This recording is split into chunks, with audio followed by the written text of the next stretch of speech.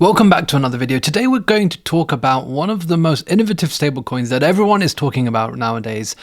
It's Ethena and USDe. So without further ado, let's jump straight into it. Now, as always, this is going to be a deep dive. So we've got lots of things that we're going to cover. Sit back, relax, get yourself a cup of tea or a coffee, make some notes if you want to. As you can see with the contents, we're going to cover everything that you need to know about Ethena. So if this is something completely new to you, by the time you're at the end of this video, you should be an expert. That's the goal that we're going to achieve today. So let's first of all start with the problem with stablecoins that we have today. And then we'll kind of move on to Ethena, what it is and how it all works.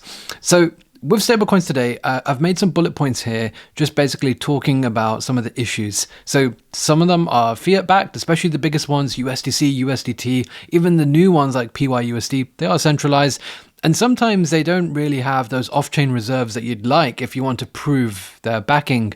That's something that we have to just trust in the audits. There's no on-chain kind of way to verify this stuff. Some of them don't have yield opportunities, and that's why things like Tether are like some of the most profitable stablecoins around at the moment, because they take that yield for themselves. But also, if you look at things like DeFi stablecoins like CRV USD and GHO, intrinsically themselves, they don't have stablecoins. You have to go and use them in lending, or you have to use them in farming or providing liquidity or whatever it is in order to kind of get any yield on top of them. So by themselves, they're not really, they don't have any resistance to inflation is the point I'm trying to make. Now, of the stablecoins that do make a yield, that you'll often find that they're dependent on things like treasury bills, like the likes of DAI and Frax, with SFrax and SDAI earning that treasury yield. Now, at the moment, that is pretty good, around 5%. But is it always going to be like that? Will there be a time where interest rates drop down and those yields just aren't as attractive anymore? That is a question that I have, and I think possibly something that could happen. We also have issues with PEG. I'm sure that many of you know, especially some of the CDP stables, the likes of MKUSD from Prisma. I believe that's trading at around 98 cents off the top of my head. So that's ultimately just because people are kind of shorting them in a way. They borrow them and then sell them. So I think that's a big issue. And we all know about the likes of UST from Terra, which completely depegged. So peg issues are a problem for sure, and that's obviously based upon what they're backed by. And then we have scalability issues as well, especially for those that are significantly over collateralized. SUSD from synthetics, LUSD from liquidity. It's just really hard for them to grow. Some of these stablecoins don't have on-chain governance. And lastly, and probably one of the most important ones, is that the yields are really subpar, especially when you compare it to the global interest rate. So the question is, will a decentralized, non-fiat backed, yield-generating, non-TradFi dependent stablecoin solve this? Maybe. Let's talk about what it is. So what is Ethena? They call themselves the Internet Bond. And essentially they have a stablecoin, a synthetic dollar called USDe. It's not reliant on traditional finance in the same way that we talked about in terms of those real-world asset stablecoins. And they actually have a very, very good yield. In fact, this is from the website itself. Actually, I went on the website earlier today and it was more like 35% APY, which is absolutely insane. Now, before you click off this video, please just give me a few minutes to explain where this yield comes from, how it works, the mechanics behind it, because you might be impressed by this. So this yield is achieved by a delta hedging staked Ethereum and minting USDe against it. We're going to talk exactly about this mechanism in a bit, so you're going to really understand like what's USDe backed by, how does it work, all of that stuff. Please don't click off this video.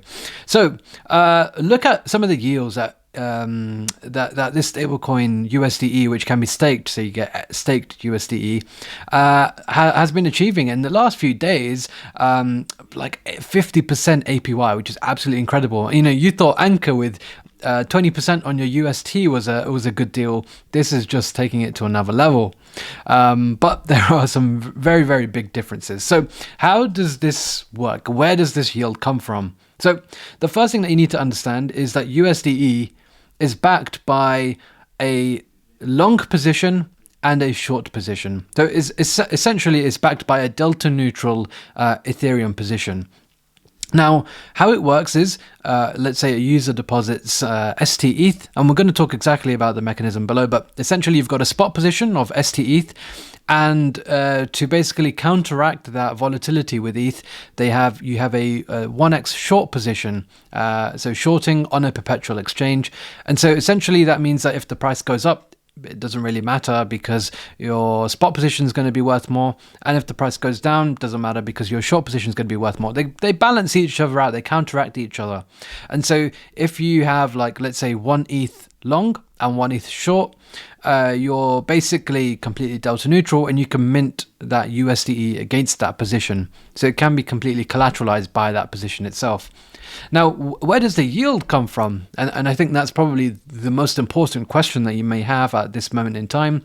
Well, firstly, STETH from Lido obviously earns the staking yield because it's securing the network, and you're earning around 3 to 5% from that. That's not really that much. It is a little bit, but it's not that much. You know, where's the majority of this yield coming from? And it's coming from the short side. And you might be thinking, wait, hold on a second, Waj. How on earth is a short position making you money? Well, it works by the funding rates that you see on perpetual exchanges. Now, at the moment, because the market is pretty hot, you'll find that if you actually want to short on a perpetual exchange, you actually have to pay funding rates if you want to do so. If you want to long, I should say, if you want to long ETH on a perpetual exchange, you have to pay a funding rate, and that goes to the people who are shorting. So if you combine the spot STETH yield with the funding rates that you can earn from shorting, you get the yield which is passed over to USDe. So essentially this yield comes from that plus that, giving you this. So let's have a look at kind of funding rates in a little bit more detail, because some of you might not be familiar with this. So GMX is a perpetual exchange. This is an image that I took earlier today from GMX. It's a place where you can basically trade assets with leverage, and these are called perpetual futures. So essentially you put down some collateral, you decide how much leverage you want to take, 1x obviously being pretty much exactly what you're putting down as collateral, but you can obviously go all the way up to like 50x if you really wanted to, and that gives you 50 times the capital essentially. Now, depending on like how many people are longing and how many people are shorting, you have something called a funding rate. And if a lot of people are longing, they have to pay the funding rate. If a lot of people are shorting, they have to pay the funding rate, and it goes to the other party. So at the moment, with the market being so hot, everyone wants to get in. Price action has been really positive. A lot of people are longing, a lot of people are using leverage. And as a result, longs are having to pay shorts a funding rate, which at the moment on GMX results in a 57% APY. So every 8 hours, longs are paying short. So as long as you've got a short position, every 8 hours, you're going to see a little bonus being added into your position. That is the funding rate. And so you can see that longs are paying, shorts are receiving. And currently, if you shorted 1 ETH, you're going to be getting paid on GMX around 57% APY, which every day is around 0.15%. And remember, the idea is with Ethena is that we're basically counteracting this short position because we've got a 1x long position by holding spot. So a 1x short and a 1x long basically holding spot. You're basically completely delta neutral. You don't have to worry about price because they're going to completely counteract each other. So essentially, this is where the yield is coming from. And I've actually talked about delta neutral strategies on the channel before. I've done videos about how you can actually use these strategies, but Ethena is obviously taking it one step further by kind of creating a stablecoin product on top of it. Now, this picture is really interesting because, as you can imagine, in the last week when Bitcoin's kind of shot up from pretty much like 40, 50,000 all the way up, almost back to all-time highs, now back in the 60s, well, basically a lot of people are going long. And this is basically the funding rate that longs are paying at the moment, which is going to the shorts. So shorts are currently making, 70+% across all of these different centralized exchanges.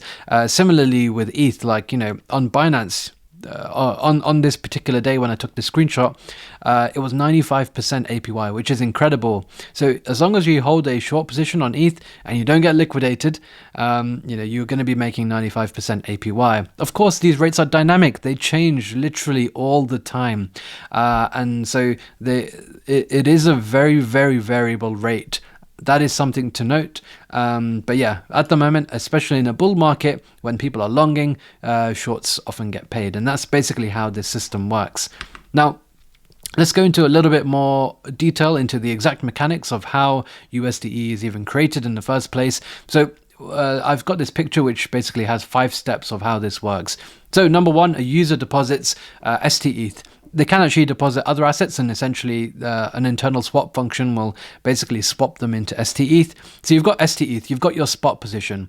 Now, this is actually not held or custodied by Ethena themselves.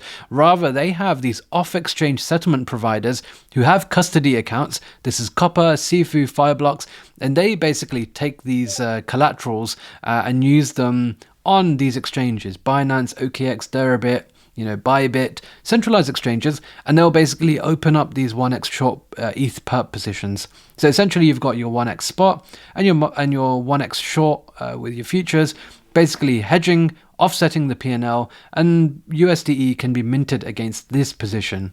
And that's pretty much how that works. Now, in terms of peg, just like any other stablecoin, if USDe is above $1, then what you could do is you could actually go and mint some and then sell it on the market, and that should bring the price back down to $1.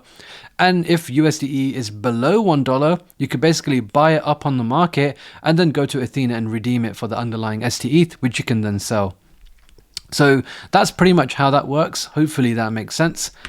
Let's talk about what these off-exchange settlement providers are. So as I mentioned, Ethena deposits all of the collateral that comes from users with these off-exchange settlement providers, and they are the ones that actually provide custody of these assets, and they also enable Ethena to kind of delegate and undelegate, from centralized exchanges, decentralized exchanges. They could, without having to actually transfer these assets from one exchange to another. So at the moment, they've got 3: Fireblocks, Sifu, and Copper, and basically they enable Ethena to settle their outstanding P&L for all of their derivative positions very frequently. Now, Ethena itself doesn't transfer the beneficial title of these assets over to these providers, but custody is with these big institutional players, Fireblocks, Sifu, and Copper. Now, at the moment, there isn't actually any public proofs of these funds and wallets. They do have a dashboard, which I'll show you in a moment, which explains it all. But there will be, so I guess they do have public proof there, but you can't actually verify this.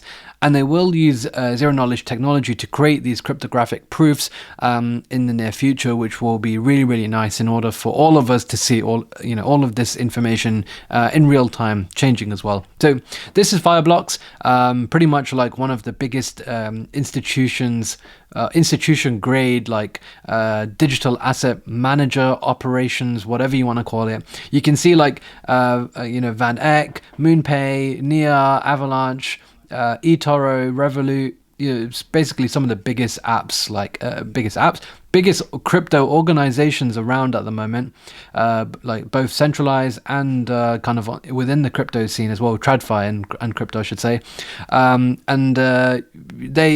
They manage this capital for them. Or actually, they custody these assets for them. Similarly with Sifu as well, and then also with Copper, which I believe is a British company as far as I'm aware. So yeah, the main idea is they mitigate this counterparty risk. You don't have to have those funds on a centralized exchange, and that's a really big deal, because when you're using these institution grade products, they can actually open up positions without actually having assets on those exchanges itself, which is a game changer. So a common question that I think comes from this is that, okay, doesn't that make Ethena centralized? Is this even a DeFi product? And Athena say basically, look, the idea behind this is that if we tap into centralized liquidity, open interest and trading volume is like 25 times more than that of on-chain at the moment. So like this is the best way to scale. And so like this introduces custodial risks. Like how do we address this? And essentially they said, look, by using these specific providers, they're able to have custody of assets outside of opaque centralized servers. They have they're fully auditable, they're fully transparent, they're permissionless and have programmatic withdrawals. And so they've got good enough qualities of decentralized exchanges that it makes it worth it to use this for now. I say for now, they probably will continue to use this. And so I think that works fairly well.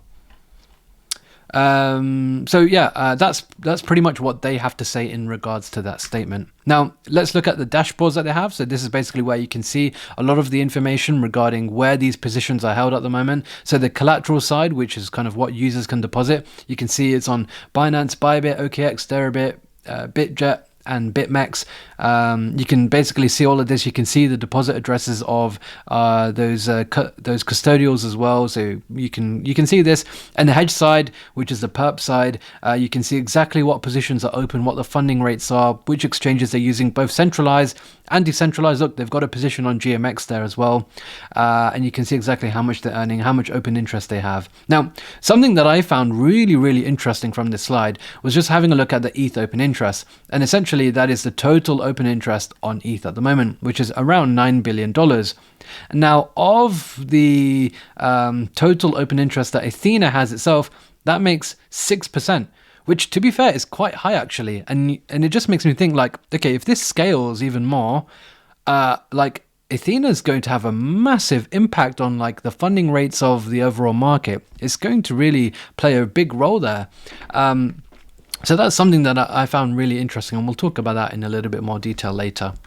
So how is USDe better than like the others? And I guess like with the stablecoin trilemma, there's like three main components: censorship resistance, the stability, and scalability. Of course, we know that things like Terra just weren't stable at all. Of course, we know that things like liquidity are just not very scalable. And of course, we know things like USDC are like censorship resistant. USDT as well can be put in that category. So a few bullet points here. Look, censorship resistance wise, USDe is not actually backed by fiat. There's no trust on TradFi banks. All of the off-chain settlement providers, so Copper and Fireblocks, etc., they're all non-US. So I think that is actually quite a big deal, because I think with the regulation coming, especially in the United States, that is something that I think some people, especially with the stablecoin products, just kind of want to avoid and kind of stay away from. In terms of scalability, the idea is, look, this is not over collateralized. This is just collateralized, and that makes it a little bit more capital efficient. But also the idea is that it taps into off-chain liquidity, off-chain trading volume, off-chain open interest, and as Athena mentioned, that is 25 times plus bigger than being on-chain, and that really makes it so much more scalable. And in terms of stability, it's not backed by a governance token. It's not backed by some random token. It's backed by ETH essentially, and ETH derivatives. So it is collateralized. It's not under collateralized, not an algo stable. It is just collateralized. So how do you actually use this? Well, you can go to the web app. You can actually buy USDe either on the app or on any DEX. Possibly there are some sexes that will have USDe. I don't really use sexes too often, so I'm not too sure exactly. But you can actually just go and buy USDe like on the app or via a DEX, and then you can basically go to the application and they'll have an interface called staking, where you can basically enter your stake and you can just directly stake. And when you do so, you get SUSDe, which is a staked USDe. You can unstake it anytime, but there is a 7-day claim period, so you have to wait 7 days before you can actually claim it. Now, what can you actually do with your USDe? Well, as I mentioned, you can stake it, earn that yield, but you can also use it in DeFi for liquidity pools. You can use it on Pendle, you can use it on Uniswap. They have an interface of all the different pools, and what's really nice is they've kind of got all the APYs, the TVL, like the limits, and we'll talk about this in the shard component in a bit. But yeah, lots of things that you can do with it at the moment. Most of it is related to liquidity pools, but yeah, that's that for now. So in terms of metrics and integrations, one thing that I thought would be good to just look at is like the market cap. And at the moment, it's around $500 million, just over $500 million. But when I compare that to like USDT or USDC, it's absolutely tiny. It's like 50 times smaller than USDC, 200 times smaller than USDT, even like 10 times smaller than DAI. And so I really think that there is a massive growth potential here. I am seeing it grow every single day. Now, what's really good to see as well is that there's really deep liquidity for this as well. Across all of the curve pools, over $100 million. Here's just two examples. Here's one pool with 32 million. Here's another pool of 15 million. This is SDAI and SUSDe, earning a nice yield at the moment, partially because of CRV tokens. Similarly on this side, these CRV token emissions aren't going to last forever, but if you do want to farm it, look, you're making like over 1% a day, which I think is really, really nice. Personally, I'm not too keen on MKUSD, but if you have some, you might want to farm it there. You can go to Pendle and you can do lots of interesting strategies there, whether it's foregoing the actual yield and points and basically just buying the asset at a discount with the principal token. You can just kind of provide liquidity for it and earn trading fees, which at the moment is almost 200% APY, which is absolutely incredible. Or you can basically go leverage on the Ethena shards, which is Ethena's version of points, which we're going to talk about shortly as well. You can use this product. I'm not going to advise anyone to use any of these products because I don't know which way things are going to go. I think it's pretty volatile at the moment, but personally, if I was doing this, I would probably go with the principal token, just simply buying your asset at a discount, earning fixed APY. Not a bad idea, especially when it's this high.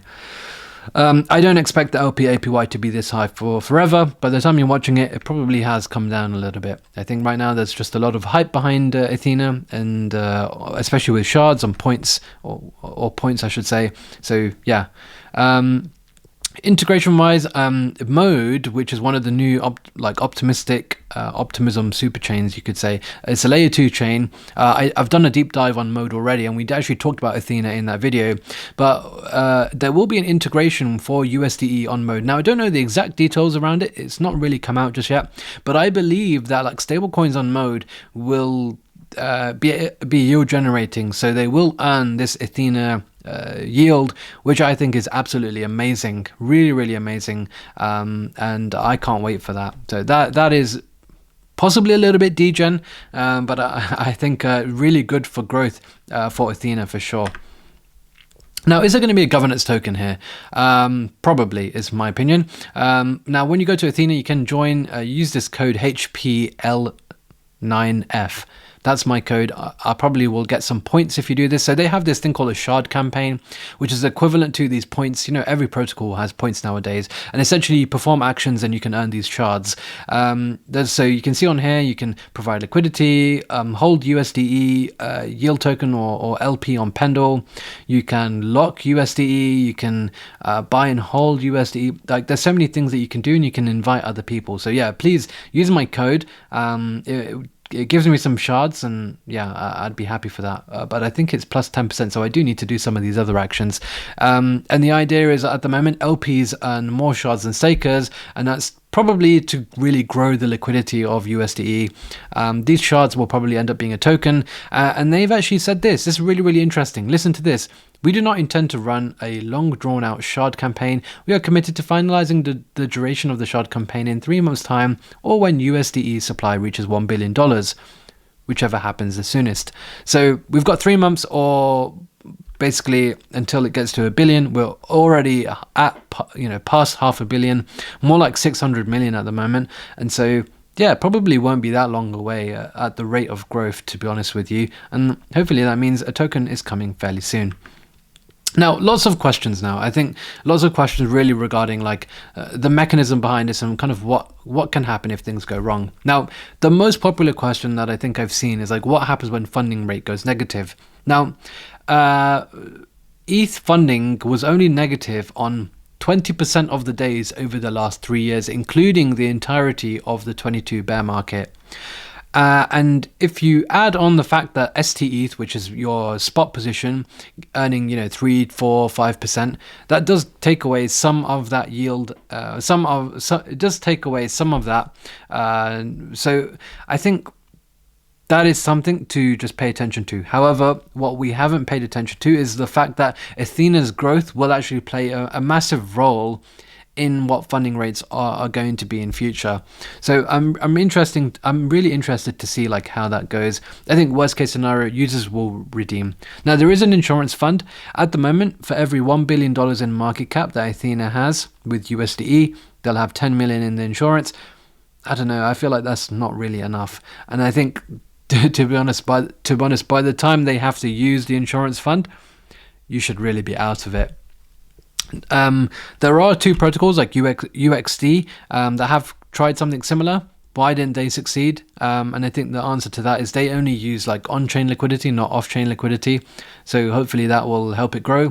And like, how is it going to grow further, especially if Athena takes a massive control over the open interest for ETH? Well, the idea is, perhaps they can use other forms of collateral, maybe BTC as well. So here's like a little pie chart to basically explain like how much positive yields there are compared to negative yields. And so with combining STETH yields and funding bases, they observed only 13.5% of days had a combined negative excess spread. So perhaps that's what the insurance fund is for. Like I said, I don't know. I think this is retroactive data, so it's really hard to use this for future because Athena didn't exist back then. Now that Athena exists, what is the likelihood that this is going to still be the case? So I think in a bull market, fine, this product looks like it's going to absolutely kill it, but in a bear market, I'm not too sure. We'll have to wait and see. So in terms of team and VC. Leptokurtic, I believe. He's a founder. I don't know too much about him actually, but he does have a really good following on Twitter. There's Connor and Seraphim, who I know more about on Twitter. He's very, very active and has been asking a lot of questions, answering a lot of questions about Athena, I should say. I think the most exciting thing is just take a look at this, guys. Look at who has invested in Athena. You've got Dragonfly, Arthur Hayes, Binance, Bybit, OKX Deribit, Kraken. You've got Franklin Templeton, which is like a massive one there. Delphi Digital, Galaxy, man, Wintermute, GSR, like Amber. Man, these are some big names. And you've also got like, some of the biggest founders. You've got Stanny, Michael from Curve, Sam Kazemian, Kane, Kobe, Andrew, our favorite trader, and some just some very DCF God as well, some very big names there. So I haven't seen an investing round as stacked as this for a long time. So this is really interesting to me, and I think these guys are going to absolutely send it for sure. So let's talk about bull case and bear case. That's what we always like to do at the end. In terms of bull case, this has got a very high yield, super high yield, especially in a bull market, because you've got the long position earning 5%, but the short position at times earning 90%, 100%, 50%, 80%, whatever. It's high double-digit yield. And I think there's plenty of upside here. I think USDe will probably go to billions of dollars of market cap. I think just because of the yield and the demand for a product like that. Now, is this the only legit yield of 20% on stables without any printing of imaginary currencies? Possibly. And I think that's probably one of the reasons why it's going to really grow. Just because of that, I think is, by its own intrinsic mechanisms, it's really scalable, it's collateralized, it's not fiat backed. It's probably one of the first big things like this that we've seen. Yes, I know we have seen other products that have done this, but this is taking it to another level by tapping into off-chain liquidity as well. I really think that other products will be built on top of USDe. We're already seeing integrations with other chains like Mode, so I think that will continue. Like I said, this is the most insane VC round I've ever seen. What's great is the SEXs allow Athena or Athena's partners, I should say, to custody funds outside of the SEX, but also take positions as well. So I think that's great. You kind of do avoid some of the risks with centralized exchanges there. Potentially taking it to another level when they onboard something like Bitcoin as collateral could make it scalable even further, because you now get exposure to the entire Bitcoin open interest, which there's much to take from that side as well. And I'm sure in a bull market, shorting Bitcoin is still pretty profitable too if you're delta neutral. They have an 8-figure insurance fund. I'd like to think that that's decent, but I would like to see it grow a little bit more. They also don't have a governance token, and I think I wonder, like, if USDe continues to go up only, how much will that be worth? I'd like to think potentially even $1 billion plus in terms of FDV. So yeah, I think that is pretty bullish, and there should be a nice airdrop for the people who are farming those shards at the moment, which is equivalent to points. That's something that potentially I will be doing as well.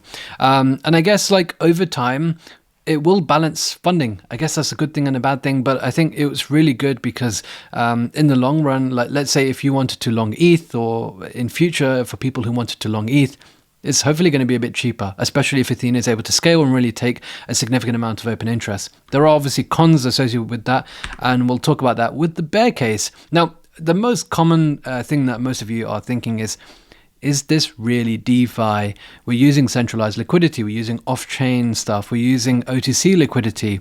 We're giving away custody. I mean, is this really DeFi? You've got the centralized exchange risk. Yes, they do diversify across them, and yes, the funds aren't actually stored on them, but you're still using them. So that is a really, really big thing, I think. I think one thing that people are really not focusing on too much is, yes, everyone looks at the short side, but what about the spot side?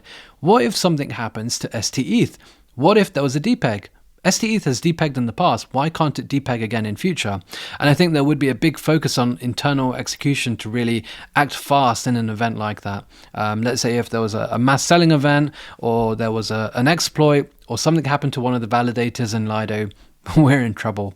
Again, as we mentioned before, the cost of funding rate over time may not always be positive. There may be times where actually holding a short position, you have to pay rather than being paid. And that is quite a big deal. And I think that basically will make yields go negative. That won't be good. And perhaps that's what the insurance fund is there for. I guess as USDe scales, will it be kind of a victim of his own success? Will it impact order books? And as a result, like, will the funding rate yield come down and therefore make it not so attractive anymore? That is something I think that is worth considering as well. I guess also, one of the great things that I love last cycle was the idea of Anchor. Now, I'm sure we all know how that ended up, but I think something like that would be fantastic if it could be built with Athena. Now, Athena being on a layer 1 means like things like that aren't really possible, but perhaps in future, being on a layer 2, you could create something like this. But at the moment, being on a layer 1, gas is very expensive. It's costing me about $100 plus to do a transaction right now. And so it's not really worth it if you're playing around with USDe and you have less than like $10,000. I think it really just doesn't make sense. Okay, maybe 8,000 or 7,000, but anything less than that, it's like, it doesn't make sense. The gas fees will eat up all of that yield that you're probably going to be earning. And I guess this is very new. We don't know what will happen. It hasn't stood the test of time. What will happen if there's a mass withdrawal? If there's a panic-like episode? That is another question, and I think that is something that I would be a little bit worried about too. But overall, I think this is such a really interesting, novel concept. I really like what's been built with Athena. I think the product is so interesting. It's very, very innovative. The yields are ridiculous. This is an insane bull market product. The question is, will it survive in times of distress? I don't know. But I'm so looking forward to seeing this. I'm so looking forward to using it, and I can't wait to see what gets built on top of this in future. So without further ado, that's pretty much everything that you need to know about Athena. I hope you've got a really good understanding of it now. Let me know if you have any questions down below. I guess this is something that I'm still learning about now, so perhaps there might be a few things here and there that I may not have touched upon. If I have missed anything, please let me know. Like the video, subscribe, drop a comment. If you're watching this on Twitter, give it a like, give it a retweet. Let me know in the replies below like what you think about Ethena. Is it good? Is it bad? What would you use a product like this? I'm really intrigued to know. We'll be back with plenty more deep dives in the near future.